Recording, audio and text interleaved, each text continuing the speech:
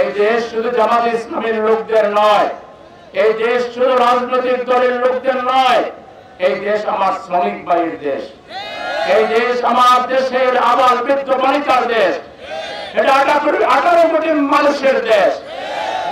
এই দেশে সমাবেশে চলবে, গালিও চলবে। এট এ টাইম জীবনযাত্রাকে সচল রেখেই আমরা দায়িত্ব পালন করতে পারি, তার নমুনা হচ্ছে জামাত ইসলাম। ফাঁসিবাদ বাংলাদেশে কায়েম করবেন, এটা হতে পারে না। গণভোট অবশ্যই জাতীয় নির্বাচনের আগে দিতে হবে।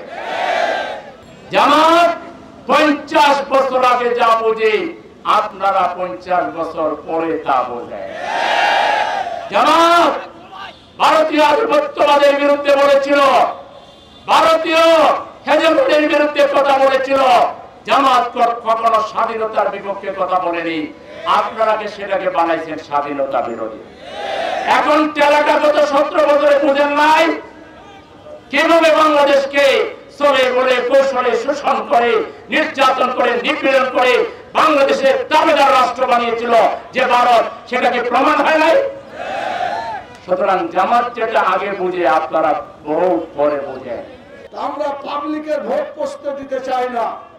ওই যারা 25% ভোট পাবে তারা 25টা এমপি পাবে, যারা 24% ভোট পেয়েছে তারা 24টা এমপি পাবে, যারা 23% ভোট পেয়েছে তারা 23টা এমপি পাবে, যারা 22% ভোট পেয়েছে তারা 22টা এমপি পাবে।